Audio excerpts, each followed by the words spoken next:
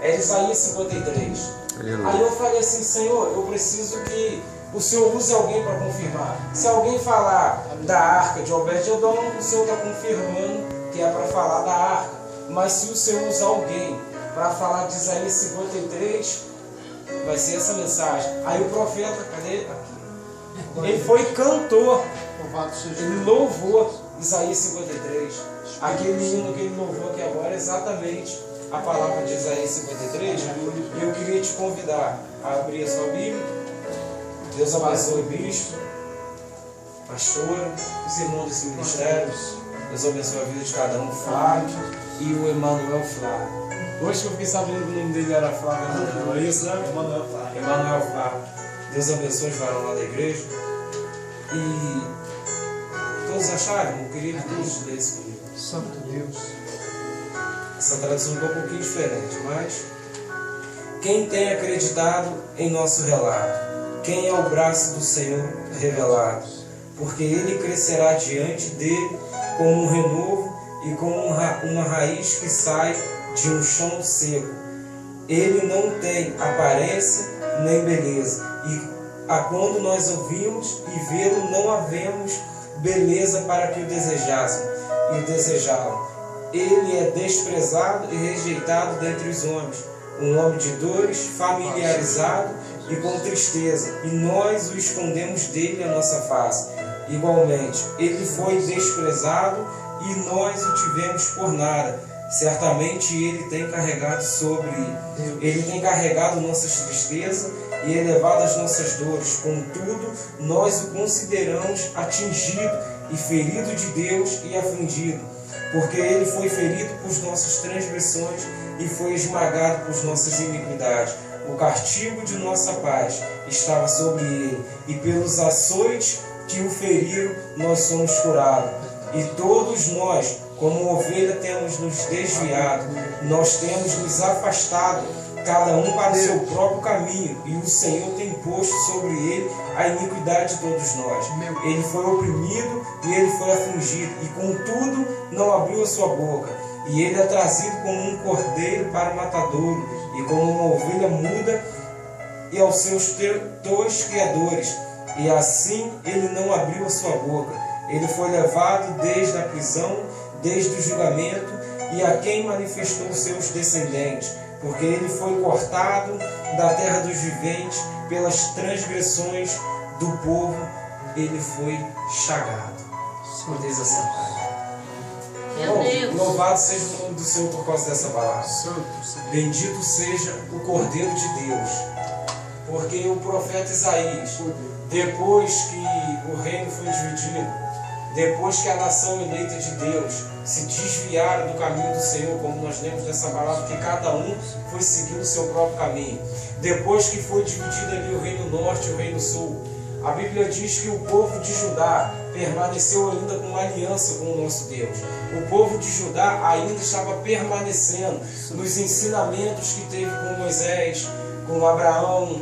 O povo permaneceu naquela linhagem, mas só que chegou um determinado momento em que os reis se corromperam, os líderes daquele povo agora vão se desviar do caminho do Senhor. E Deus ali foi levantando profeta, foi levantando como Ezequiel, como Jeremias, Joel, Abacuque, Naum, Sanfonia, e um dos profetas chamado Isaías. Isaías, nesse capítulo aqui, nessa palavra, ele está mais ou menos 800 anos antes da vinda de Cristo, pronunciando o Evangelho do Deus Todo-Poderoso. Isaías, de repente, poderia chegar num culto como esse, olhar para uma igreja que alguns irmãos se desviaram, cada um para o seu caminho, e de repente Isaías vai assumir agora a mensagem, e ele vai dizer: e ele levou sobre si as nossas dores, e sobre as tuas pisaduras fomos sarados. Ele começa a profetizar, a falar de Jesus, e aonde foi que se cumpre? Mateus 26. A Bíblia diz que Jesus agora reúne os discípulos, chama todos à parte e diz assim: vamos preparar a Santa Ceia. E pediu agora para que aquele homem entrasse na cidade, quando ele visse um homem com um cântaro na mão, seguisse aquele homem, entrasse na casa dele e preparasse a mesa. Jesus entra naquela mesa. De repente agora ele parte o pão e fala assim: esse é o meu corpo, que é partido no meio de vós. De repente ele pega o vinho e dá aos discípulos, e fala para os discípulos: esse é o meu sangue que será derramado sobre vós. A Bíblia diz que nesse momento agora, o Espírito de Deus em Jesus, a alma de Jesus se entristece tanto que ele louva um hino, se retira para o Monte das Oliveiras. Quando Jesus chega no Monte das Oliveiras, Monte do Getsêmani, ele leva Pedro, Tiago e João. Naquele momento Jesus agora começa a fazer uma oração. A alma de Jesus entristece tanto, a agonia de Jesus agora é tão profunda, que a Bíblia diz em Lucas capítulo 22, que os seus poros começaram agora a jorrar sangue por lá de fora. Esse suor que hoje desce na nossa testa, na testa do nosso mestre, era suor, era gotas de sangue. Ali agora Jesus começa a sentir aquilo que breve ele ia passar. De repente Jesus se levanta, chega agora um bocado de homem com uma espada, porrete, açoite. De repente agora chega alguém para perto de Jesus, lança a mão de Jesus, prende o nosso mestre e agora começa a iniciar a profecia do profeta Isaías, que ele não tinha beleza, que não tinha como desejar. Jesus é preso, levado até o Sinédrio. Chega no Sinédrio agora, eles vão precisar de testemunha para falar de Jesus. De repente vem alguém correndo e fala assim: eu ouvi ele dizer que em 3 dias ele derrubava o templo e reedificaria o templo. Aí alguém vai dizer assim: ainda precisa de mais testemunho. O Sinédrio agora vai olhar para Jesus e vai dizer: não te vai fazer nada, não vai dar uma palavra acerca das acusações que estão falando a teu respeito. Aí Jesus olha para ele e fala assim: breve verás a mim assentado à direita do Deus Todo-Poderoso, vindo às nuvens. De repente aquele homem se levanta e fala assim: blasfêmia, condenado. Levaram Jesus dali, colocaram Jesus em uma sala, ajoelharam o nosso mestre. Agora inicia a profecia de Isaías. Colocaram o nosso mestre de joelho, irmão. Jesus agora de joelho. A Bíblia diz que começam agora a dar soco no Jesus. Já imaginou alguém agarrar de repente o cabelo do nosso Senhor Jesus, olhar nos seus olhos e socar, ferir a face dele? Eu imagino aqueles homens cuspindo em Jesus. Aí agora alguém vai tecer. A Bíblia diz em Mateus 26 que alguém vai fazer uma coroa de espinhos. Alguém vai pegar aquela montoeira de espinho, vai colocar na cabeça de Jesus. A Bíblia diz também que pegaram, depois de colocar aquela espinho, aquela coroa de espinho na cabeça do nosso mestre, ao perfurar os seus crânios, alguém vem com uma cana e ainda começa a bater. Igreja, imagina uma coroa de espinho sobre a cabeça de Jesus. E alguém com um pedaço de madeira ferindo a cabeça do nosso mestre. Além de bater na cabeça do nosso mestre, aqueles espinhos perfuravam agora o seu crânio. O seu rosto agora vai ser ensanguentado. Em seguida alguém vai colocar uma capa sobre o nosso mestre. Vai vir um homem com uma azorraga. O que era uma azorraga? Um chicote com 12 pontas. E de repente o carrasco vai colocar o nosso mestre ajoelhado, vai pegar aquele azorrague e vai começar a ferir o nosso mestre. Cada chibatada daquela era 12 cortes nas costas dele, e cada pontinha daqueles fios havia um pedacinho de osso de carneiro e um pedacinho de ferro. Conforme o chicote descia, eram 12 cortes e 12 perfurações. A Bíblia diz que quando o chicote descia, batia nas costas do nosso mestre, que o carrasco puxava aquele chicote, arrancava a carne. A beleza do nosso Senhor agora está indo embora. De repente alguém agora vai levantar o nosso mestre, vai colocar de pé. Aí tem uma parte que chama via dolorosa. Jesus agora vai ter que caminhar uma via, um lugar chamado via dolorosa. Que lugar é esse? Caminho do Gólgota. 1.500 metros a ser percorrido pelo nosso Senhor Jesus. A Bíblia diz que o nosso Senhor Jesus agora começa a caminhar 100 metros, 200 metros, 300 metros. Ele conseguiu percorrer 600 metros. Imagina agora o nosso Senhor Jesus andando 600 metros com uma coroa de espinho na cabeça, o seu rosto todo ensanguentado, cuspido, as suas costas toda marcada pelo azorrague, todo ensanguentado. De repente, por 1 minuto, aquela cruz cai das costas do nosso mestre. De repente, agora eles vão olhar para o lado e vão ver um jovem sirineu. Vão pegar aquele jovem agora, vão constranger. O que é constranger? É obrigar a carregar aquela cruz. De repente, a Bíblia diz agora que aquele jovem vai andando após Jesus. Jesus vai indo na frente, aquele jovem vai indo atrás, com aquela cruz pesada nas costas e seguindo os passos de Jesus. O que eu quero chamar a tua atenção nesse momento é: imagina a situação daquele jovem. Quando você entra no hospital, eu já tive a oportunidade de entrar em um hospital. E quando eu entrei naquele hospital, eu vi muita gente ferida no Rio de Janeiro. Ali eu comecei a observar o sofrimento daquelas pessoas e me doía em mim olhar aquelas crianças, pessoas no desespero nos corredores daquele hospital, porque o filho entrou para dentro da sala e não sabia se o filho ia voltar. Eu tomava a dor daquelas pessoas, porque eu estava ali também na mesma aflição. Imagina agora aquele jovem olhando o nosso Senhor Jesus, indo machucado, todo ensanguentado, ele indo atrás de Jesus. Jesus vai caminhando na frente, ele vai caminhando atrás. O psicológico daquele jovem, carregando uma cruz pesada, sentindo a dor de Jesus. Eu quero te convidar a sentir a dor que Jesus sentiu. Eu quero te convidar, mesmo que te causa dor, mesmo que te cause sofrimento, mesmo que você venha chorar, mas carrega a cruz que o Senhor Jesus deixou sobre a tua vida. A Bíblia diz que aquele jovem vai carregando a cruz. E algo que eu aprendi com o meu pastor, que quando Jesus chega lá no Getsemane, quando ele chega lá no Gólgota, lugar de caveira, Jesus chega primeiro do que o jovem, porque Jesus estava indo na frente. Quando Jesus coloca o pé lá em cima, no Gólgota, lugar de caveira, Jesus olha para trás, olha para aquele jovem carregando aquela cruz e fala assim: me dá a cruz, porque agora quem morre no teu lugar sou eu. Jesus, ele toma a cruz daquele jovem. Aquele jovem carregou aquela cruz pesada, mas quando chegou lá em cima, Jesus morreu por ele. Eu quero te dizer que vai chegar um momento da tua vida que Jesus vai tirar a cruz que está pesada sobre as tuas costas. Vai chegar um momento da tua vida que Jesus vai tirar a tua enfermidade. Vai chegar um momento da tua vida que Jesus vai tirar toda a tua dor. Vai chegar um momento da tua vida que Jesus vai enxugar todas as tuas lágrimas. Porque quem morre no Getsemane por amor de nós é o nosso Jesus, o Salvador. A Bíblia diz que depois que Jesus sofreu o azorrague, a coroa de espinho, Jesus foi colocado agora no madeireiro. Imagina agora, bicho, o nosso Senhor Jesus pendurado numa cruz. Ali já não tinha mais beleza, ali não tinha como ninguém o desejasse. Ali de repente quem vinha de longe, quem nunca tivesse ouvido falar de Jesus, de repente olharia para um ladrão com o seu rosto ainda assim, sentindo dor, mas com o seu rosto ainda perfeito. De repente olharia para o outro lado, havia um outro homem pendurado na cruz, de repente ali com o seu rosto, o semblante caído com dor, mas de repente ainda conseguia enxergar. Mas de repente alguém vai olhar para o meio, tinha uma esquerda e o outro à direita.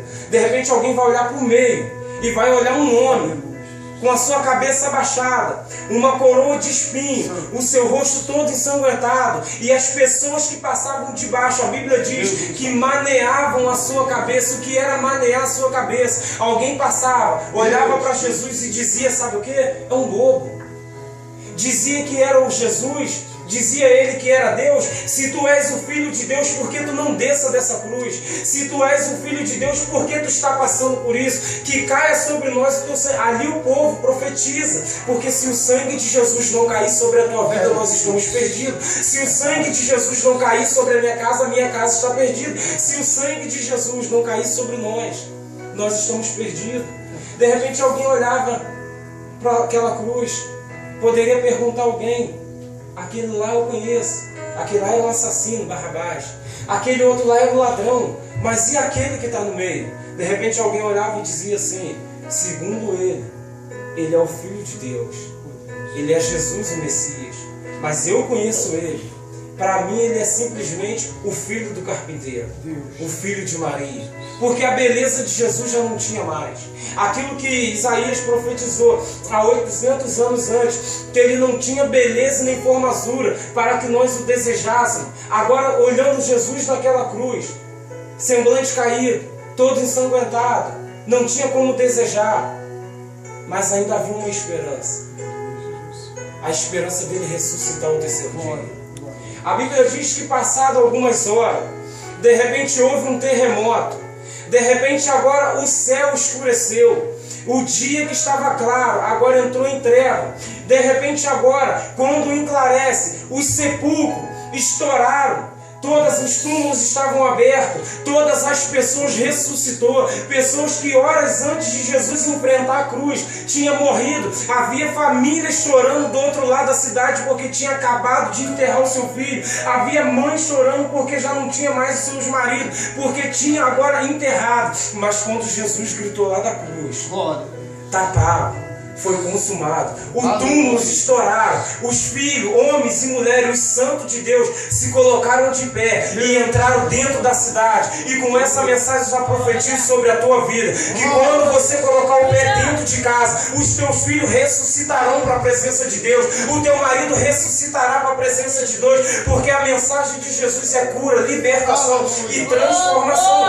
Jesus na cruz gritou: está pago, está consumado. Os santos se colocaram de pé. Jesus sofreu cerca de 3 horas naquela cruz. Passado 3 horas depois, Jesus fala assim: a ti, ó Pai, entrego o meu espírito. Jesus agora espirrou e Jesus foi levado. O seu corpo agora acabou, a cabeça caiu. De repente vem alguém para poder certificar se Jesus estava morto. Pegaram uma lança, fiaram na costela do Senhor Jesus. Aí sabe o que eu acho interessante nessa palavra, Emanuel? Gênesis, capítulo 3 ali, capítulo 2. Quando Deus vai criar uma mulher, quando Deus vai criar noiva para Adão, o que é que Deus faz? Faz com que caia um profundo sono em Adão. Ele vai na costela de Adão, tira um pedaço da carne e faz o que? A noiva. Olha só que coisa interessante. Quando aquele soldado, ele pega aquela lança, ele perfura a costela do nosso Senhor Jesus. A Bíblia diz que jorrou água e jorrou sangue. Sabe por quê? Porque ali estava nascendo a noiva do Senhor, que é mim, a noiva que é você, lavada e remida no sangue do Cordeiro. Alguém disse agora: acabou, está morto, porque eu perfurei, ele não gritou. Aí vai chegar agora um homem chamado José de Arimateia. José vai chegar agora para Pilatos e vai dizer assim: quem era José de Arimateia? José de Arimateia era um discípulo. E que discípulo era esse? Um discípulo oculto. Ninguém sabia dele. Ninguém ouviu falar de José de Arimateia, mas ele estava sempre ali, adorando e bendizendo o nome do nosso Jesus. Sabe o que eu entendo com essa palavra? De repente ninguém sabe o teu nome, de repente ninguém sabe da tua história, de repente ninguém sabe de onde tu veio, mas quando o céu olha para baixo, sabe que tu é um verdadeiro adorador, sabe que tu é um homem de Deus, sabe que tu és uma mulher de Deus. Nesse momento, José de Arimateia chega a Pilatos e fala assim: eu queria comprar o corpo de Jesus. De repente, Pilatos agora vai dizer assim: tá bom, eu te vendo o corpo de Jesus. José de Arimateia tinha comprado um túmulo, ninguém nunca tinha entrado ali. Agora vamos colocar Jesus dentro daquele túmulo. Aí vai chegar alguém lá no Sinédrio e vai dizer assim: olha só, quando aquele malfeitor ainda estava vivo, ele disse que em 3 dias ele ressuscitaria. Peraí, no início eles não acreditaram que Jesus ia ressuscitar ao 3º dia. Por que é que agora eles vão duvidar que Jesus poderia ressuscitar ao 3º dia? Sabe o que eu entendo com essa palavra? Tem muita gente aí fora que sabe que Jesus vai voltar. Tem muita gente na nossa parentela que sabe que Jesus vai voltar. Ele até acredita, mas há uma diferença: ele não quer a presença de Jesus. Eles sabiam que Jesus ia ressuscitar. Aí o que o governador agora vai fazer? Vai colocar soldado naquele sepulcro. Vão colocar homens armados, para que aquele homem disse assim: para que ninguém chega, os discípulos à noite, rouba o corpo do nosso Jesus, e o nosso erro será maior do que o primeiro. Olha só, eles já reconheceram que erraram, porque o segundo erro vai ser maior do que o primeiro. Ali eles já sabiam que eles tinham crucificado Jesus, o Messias. Ali eles sabiam que aquele que tinha colocado naquela cruz era o Salvador dessa terra. Então agora o que Pilatos vai fazer? Vai colocar uma guarda naquele sepulcro. Mas olha só que coisa linda. Fecharam, selaram, aqui ninguém mexe, aqui ninguém passa. Mas a Bíblia diz que de repente veio um anjo, desceu sobre aquela pedra, Os soldados agora caiu quase que morto no chão. Agora o sepulcro vai se abrir. O nosso Jesus que estava morto dentro daquele túmulo, agora ele sai para fora. No dia de sábado, já chegando quase para o dia do domingo, vem Maria e Maria Madalena vem correndo até o sepulcro. E quando chega naquele sepulcro, eles vão olhar aquela pedra removida, o anjo assentado sobre a pedra, e elas vão dizer assim: aonde é que está o nosso Jesus? Ele vai olhar do céu e vai dizer assim: Jesus, aquele que foi crucificado, não está aqui. Aí eles perguntam: mas por que é que ele não está aqui? É porque ele já ressuscitou. Glória a Deus. É porque até ontem ele estava morto, mas hoje ele já ressuscitou. Os teus sonhos até ontem estavam mortos, mas hoje ele já ressuscitou. A tua família até ontem estava morta, mas hoje já ressuscitou.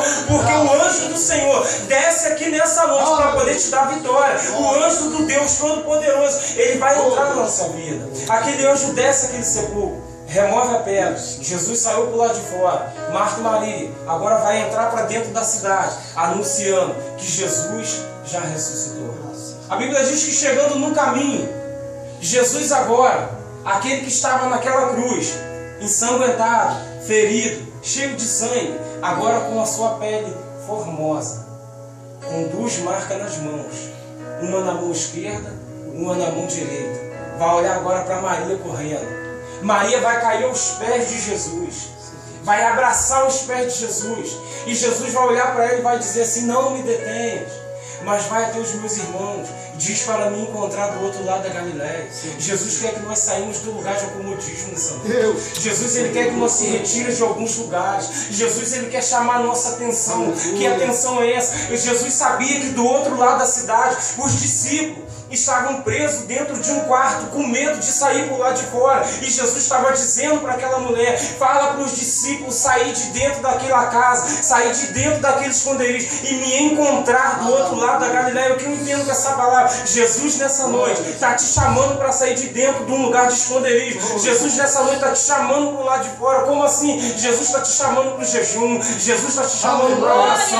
Jesus está te chamando para o monte. Jesus está te chamando para a busca. Jesus está te chamando para uma nova aliança. Encontre o Senhor Jesus do outro lado da Galileia. A Bíblia diz que de repente saíram 2 discípulos, caminho de Emaús. De repente Jesus entra naquela caminho, começa a conversar com eles, começa a falar. Eles não perceberam, porque eles estavam com medo, estavam fugindo de uma cidade para outra, porque sabia que se permanecesse naquela cidade iriam morrer, porque agora a perseguição contra os crentes aumentou.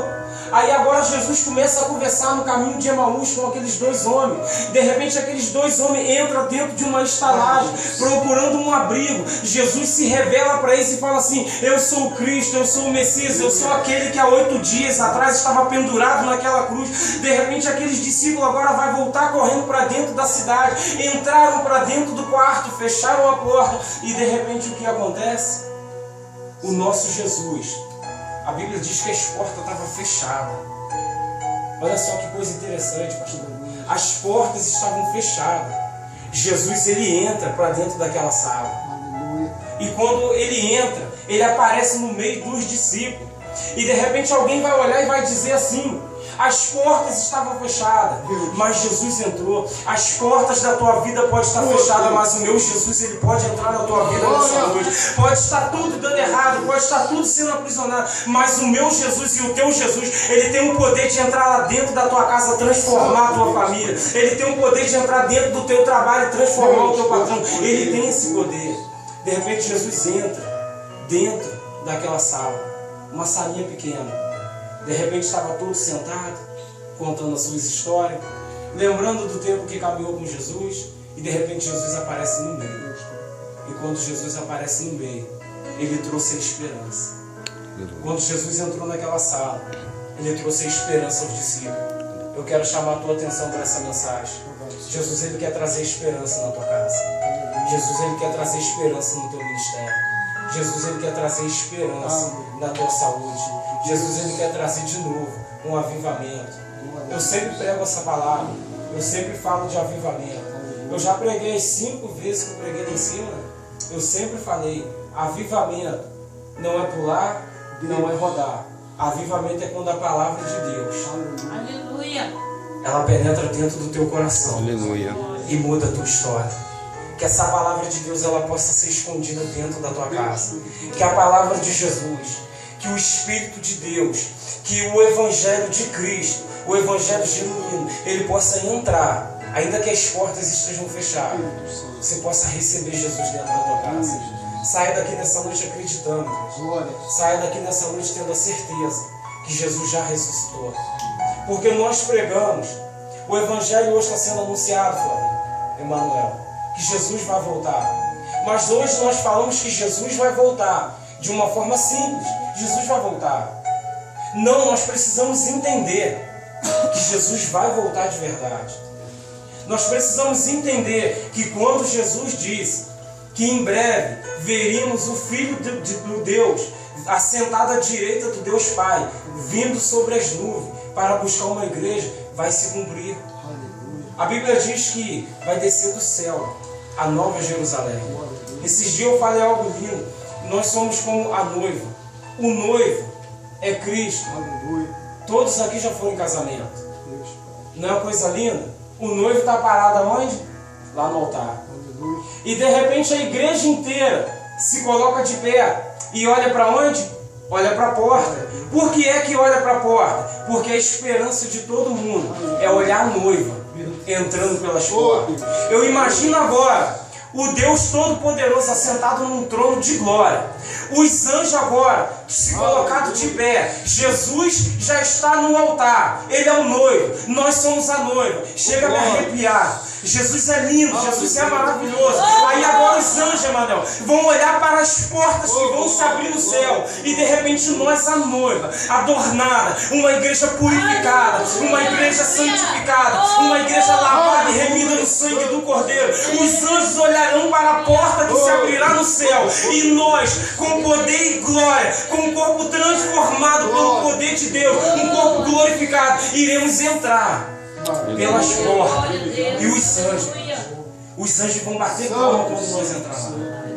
Quando a noiva entra dentro de um casamento, a igreja se coloca de pé. Algumas pessoas começam a chorar, outras pessoas se alegram, outras pessoas começam a sorrir. A igreja é tomada de uma alegria. Igreja, não há comparação com a glória de Deus que vai ser naquele lugar. A Bíblia diz que aquilo que o olho não viu, o ouvido não ouviu e nem subiu o coração do homem, é o que Deus tem preparado para aqueles que o amam. Igreja, o céu é de verdade. Eu tive uma visão e sonho, foi aonde o Senhor me ungiu, pela misericórdia do Senhor. Teve um certo tempo da minha vida que eu fui rejeitado em alguns lugares. Então ali, aquilo entristeceu o meu coração. Eu fiquei muito triste com as coisas que estavam sendo faladas ao meu respeito. E eu lembrei de uma palavra que bem-aventurado aqueles que foram perseguidos por conta do meu nome. Tá, mas a palavra, até guardei aquela palavra no meu coração. Mas ser humilhado, ser rejeitado dói muito. Até que um dia, pela madrugada, veio um homem todo poderoso, uma coisa linda. Aquele homem me tomou pela minha mão. Ele me levou a um lugar. E quando eu entrei naquela sala que ele me levou, cara, coisa linda. Os pés não tocavam no chão. A glória de Deus era tomada sobre aquele lugar. Eu confesso uma coisa para vocês. Quando eu acordei pela manhã, o meu coração entristeceu. Sabe por quê? Porque eu preferi estar lá aonde eu fui do que ter voltado aqui para baixo. Ali o Senhor me ungiu para a obra dele. Irmãos, foi uma coisa linda, uma coisa maravilhosa. O Senhor me levou em um arrebatamento até um lugar. E ali eu senti a glória do Deus Todo-Poderoso. Está chegando o momento em que nós veremos o Filho do Homem, Jesus o Cristo, o Messias, aquele que Isaías profetizou 800 anos, que ele não haveria beleza nem formosura para que desejasse, mas que ele levou sobre si as nossas dores. Nós iremos olhar para o céu e vamos ver o Deus Todo-Poderoso vindo nas nuvens, e todo joelho se dobrará diante do Cordeiro de Deus. Se eu já tiver morrido, a Bíblia diz que nós ressuscitaríamos. Olha só, igreja, os nossos olhos verão a face do Deus Todo-Poderoso. Nós iremos entrar como uma noiva, seremos recebidos com honra. E essa cruz que hoje está pesada, essa enfermidade que hoje está doendo, A calúnia que hoje te custa lágrima vai cessar, vai acabar. E nós iremos entrar no céu, recebido com honra. E os anjos vão olhar para nós, vão aplaudir. Porque hoje eles olham do céu, eles sabem da tua luta. Deus hoje olha do céu, Ele sabe daquilo que você está enfrentando. Ele sabe da tua dificuldade, Ele sabe da tua enfermidade. Mas só que um dia Paulo pregando, ele ouve que haveria algumas coisas dentro daquela igreja.